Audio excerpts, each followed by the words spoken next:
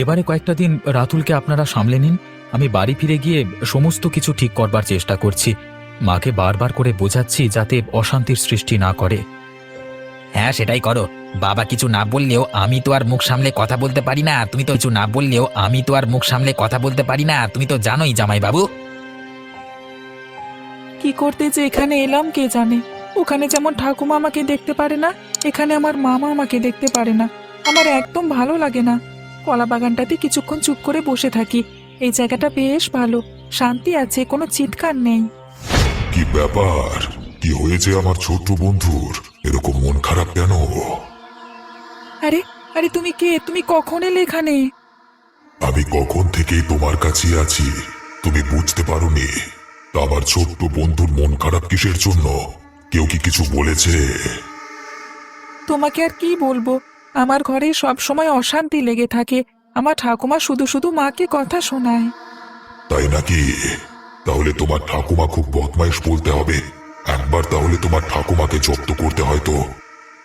আমি একা কি করে কি করি বলো? ইচ্ছে করে ঠাকুমাকে চুপ করাই, কিন্তু আমি পেরে উঠি না। কিন্তু এদিকে মামা বাড়ি এলে মামা আবার আমাকে কথা শোনায়। আমাকে নিয়ে কোথাও যায় না, আমি একা একা থাকি। তাহলে দুজনকেই ছেড়ে কথা বলা যাবে না, ঠিক আছে? তুমি কোনো চিন্তা করো না, আমি ঠিক এদেরকে সাহায্য করব। কিন্তু তুমি কিভাবে এদেরকে সাহায্য করবে? সে আমি পারি। তুমি ঠিক দেখতে পাবে কিভাবে আমি এদের জব্দ করি। কবে দেখতে পাবো? আরে আরে কোথায় গেল সে? এই মাত্র তো আমার কাছে বসেছিল, এখন আবার কোথায় চলে গেল? তোমার ভাইয়ের ব্যবহার যা খারাপ, আমার এখন ভয় হচ্ছে ও রাতুলকে কথা না শোনায়। তুমি চিন্তা করো না, আমার বাবার মুখের ওপর কোনো কথা বলতে পারবে না। কিন্তু এখন মায়ের সঙ্গে একবার মুখোমুখি বসতে হবে। তাকে দুজনে মিলে অনুরোধ করব যাতে এইভাবে ঝামেলা না করে। কিন্তু তোমার মায়ের মাথায় কি? ওরে, আমাকে তোরা কেউ বাঁচা! আমাকে মেরে ফেললে! আমাকে বাঁচা তোরা! কি ব্যাপার? মা এভাবে চিৎকার করে উঠলো কেন? কি হয়েছে কি মায়ের? চলো চলো, আর বসে না থেকে তাড়াতাড়ি চলো। ও মা গো, ওটা কি গো? এ কি কে কে কে তুমি? আমার মায়ের গলা এভাবে টিপে ধরেছো কেন? কে কে তুমি? আমার মাকে ছেড়ে দাও। ও তোমার ছেলেকে কষ্ট দিয়েছে, ওকে আমি ছেড়ে কথা বলবো না। ওকে আজকে এখানেই শেষ করে ফেলবো। না না, কেউ কাউকে কষ্ট দেয়নি, তুমি ছেড়ে দাও ওকে। আমি ছাড়বো বলে এখানে আসিনি, আজকে শেষ করি তবে এখান থেকে যাব।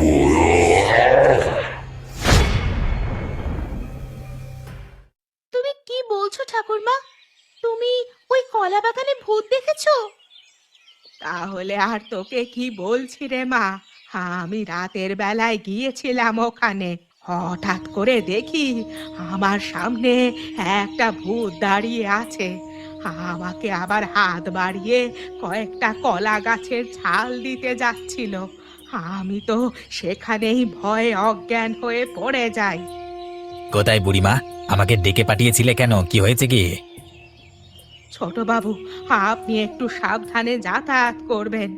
আপনার কলা বাগানে আজকে আমি ভূত দেখেছি। কাকা, তাহলে ওই ভূত আমার বাবার কোনো ক্ষতি করে ফেলেনি তো? এই তো একটা সুযোগ পেয়েছি।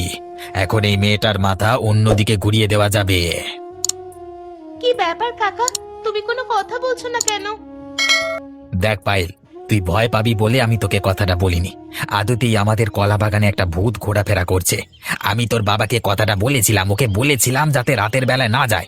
আমার মনে হয় আপনি কি বলছেন? এটাও কি হতে পারে? আরে হতে পারে কি হতে পারে না সেটা তো তুমি নিজের চোখে দেখে এসেছো, তা আমাকে আবার জিজ্ঞাসা করছো কেন? হ্যাঁ, তাহলে কি আমার বাবা কোনোদিন আর ফিরে আসবে না? মন খারাপ করিস না পায়েল, সত্যিটাকে মেনে নিতে শেখ। ধীরে ধীরে সবকিছু ঠিক হয়ে যাবে। আমি এখন চললাম। মা পায়েল, তুই আজ থেকে আমার কাছেই থাক, তোকে আর কোথাও যেতে হবে না। রাতুল সেই কখন খেয়েছে, এখন তোর খিদে পেয়ে গেছে। যাই তাড়াতাড়ি ওকে ডেকে নিয়ে এসে কয়েকটা খাইয়ে দিই, অনেক দূর থেকে এসেছে, ক্লান্ত হয়ে গেছে। করছো রাতুল? আরে আরে তুমি কে? আমার ঘরের মধ্যে এলে কি করে? একি এর মধ্যে আমাকে ভুলে গেলে? কলা বাগানে যে আমার সাথে কথা হলো তোমার এইমাত্র। ও তুমি তুমি যে এখানে আসবে আমি ভাবতে পারিনি। আমি তোমার ঠাকুমাকে জব্দ করে চলে এসেছি। ও আর কোনোদিন তোমাকে টিটকিরি করবে না। এবার তোমার মামার পালা। তাই নাকি? এর মধ্যেই তুমি অত দূর থেকে চলে এলে? হ্যাঁ, চলে এলাম। আমি পারি। রাতুল, রাতুল বাবা, বাইরে আয় বাপ, খাবি চল, অনেকক্ষণ আগে খেয়েছিস তো। এই রে, দাদু চলে এসেছে, তুমি তাড়াতাড়ি এখান থেকে চলে যাও। কি ব্যাপার? কার সাথে কথা বলছিলিস বলে মনে হলো? না না তো, আমি কারোর সাথে কথা বলিনি। চলো দাদু, আমার খুব খিদে পেয়ে গেছে, তাড়াতাড়ি খেতে দেবে, চলো। আর আপনাকে কি বলবো, আপনি হয়তো আমার কথা বিশ্বাস করবেন না। আমরা আমরা চোখের সামনে কালকে রাতে যে দৃশ্য দেখলাম। মা, মা ঠাকুমার কি হয়েছিল? বাবা রাতুল, কালকে তোকে এখান থেকে সরিয়ে নিয়ে গিয়ে অনেক ভালো কাজ করেছি। আমি বিশ্বাস করতে পারছিলাম না। চোখের সামনে যে জীবনে আমি প্রথম ভূত দেখলাম, ওই ভূত আমার মায়ের গলা টিপে ধরে আমার মাকে শেষ করে ফেললো আমার চোখের সামনে। আমি কিছুই করতে পারলাম না। বলো কি হে, ভূতে কাজ করেছে? কিন্তু গ্রামের লোকেরা কি কথা বিশ্বাস করবে? তারা যদি তোমাদের উপর দোষারোপ করে? এখন ওটাই হচ্ছে ভয়। আমি যে কি করব কিছুই বুঝতে পারছি না। শোনো শোনো শোনো, গ্রামের লোকেদের কিছুই বলবার প্রয়োজন নেই। তোমার মায়ের বয়স হয়েছিল, তুমি বলবে বয়সজনিত কারণে মারা গেছে। ঠিক আছে, আমি তাই বলবো। না না, এটা কোনো মতেই বাবা মা যেন জানতে না পারে যে কালকে রাতে আমার ওই বন্ধু ঠাকুমার ক্ষতি করেছে, তাহলে সর্বনাশ হয়ে যাবে। বেশ ভালো লাগছে আমার। ওপরওয়ালা যা করে মঙ্গলের জন্যই করে। বাবা, ওই বেটা রাতুলকে নিয়ে এখান থেকে বিদে হয়েছে। যাক, আমি অন্তত একটা দিন শান্তি করে ঘুমাতে পারবো। উফ! কি করে দিবাকর? অপরের ক্ষতি করে তুই নিশ্চিন্তে ঘুমাতে পারবি ভাবলি কি করে? ওরে বাবারে, তুই কে রে বাবা? তুই কি ভয়ানক দেখতে, কে তুই? এরই মধ্যে আমাকে ভুলে গেলি?